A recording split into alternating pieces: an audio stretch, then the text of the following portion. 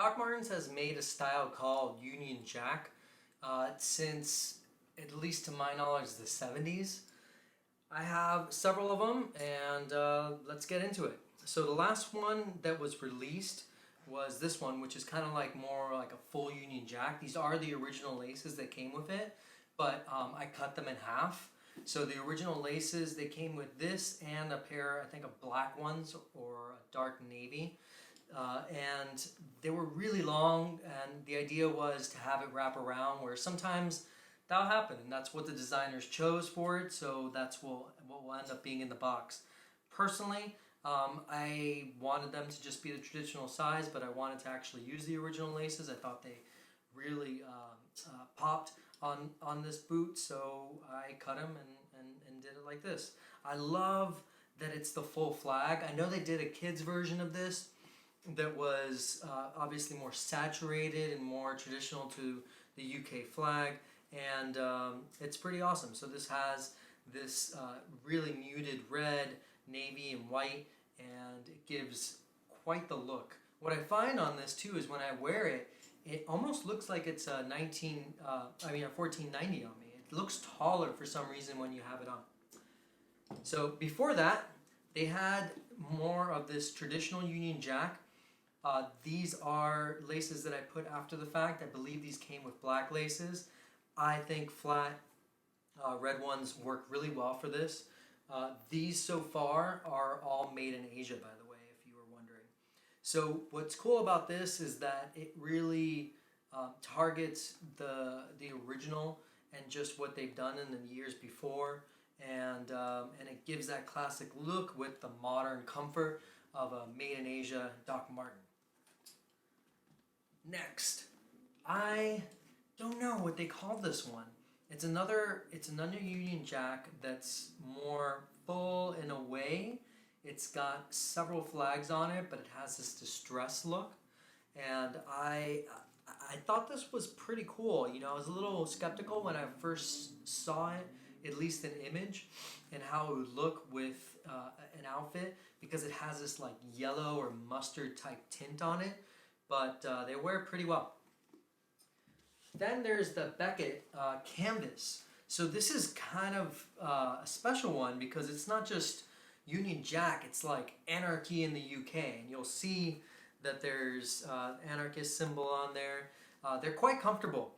These in particular, like I believe the distress ones, were women's. They were using the women's last on this, but as I've discussed before, and I'll kind of throw it up here in one of the cards, you can go ahead and talk about or look at fitting and stuff and lasts and sizing, but traditionally the women's ones are a little bit more narrow and a little shorter, but they work for me, and I'm using them in my regular size.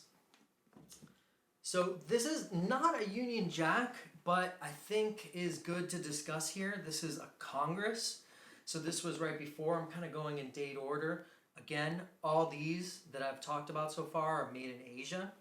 So these are freaking amazing, and they pay great tribute to the ones done in the past.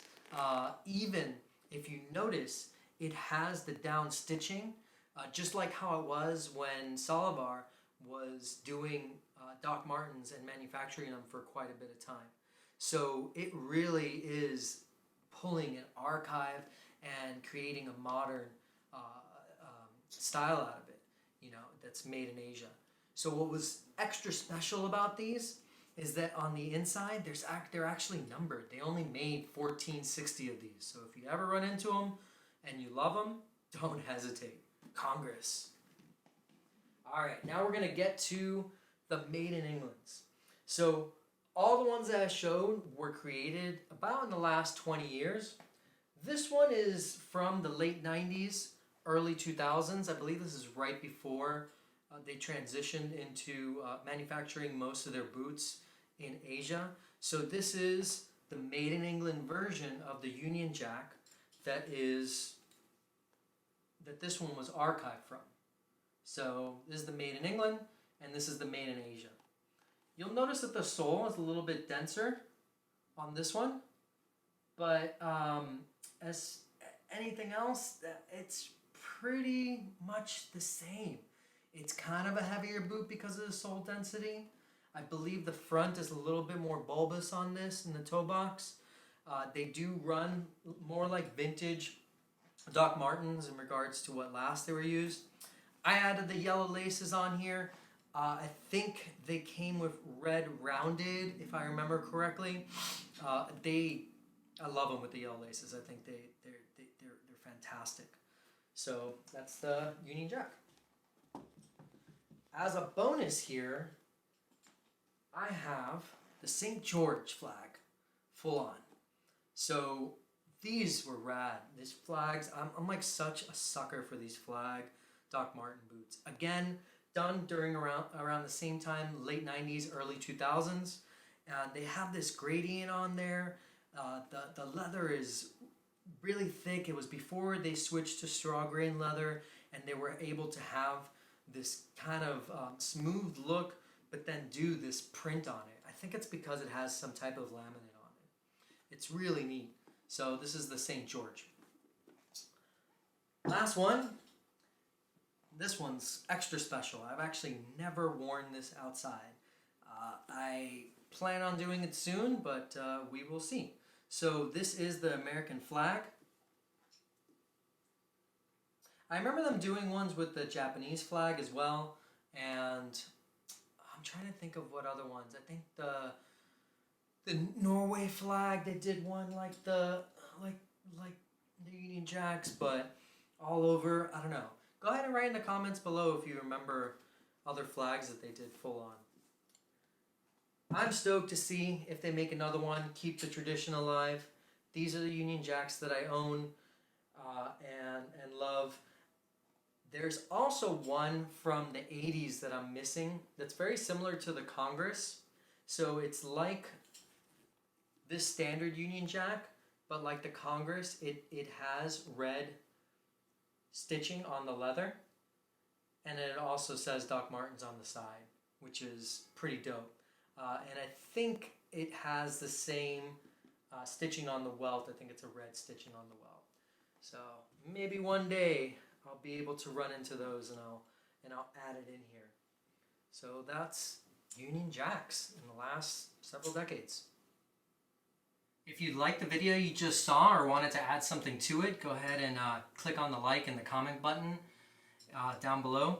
Also, if you wanted to keep up with all the videos that I create, subscribe, and then once you subscribe you can tap on the bell and then you'll receive an email.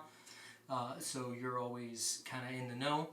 I mean, you watched it, right? So I guess you liked it.